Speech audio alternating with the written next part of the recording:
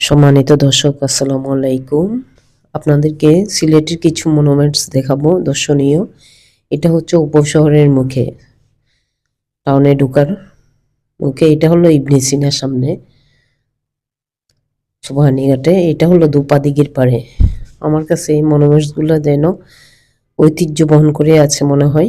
এটা হচ্ছে শাহী ঈদগাহ, কাজীটোলার ওখানেই, শাহী ঈদগাহর পেছনেই এটা গোল চক্করটা। এটা হলো আপনার হাসান মার্কেটের সামনে বন্দর।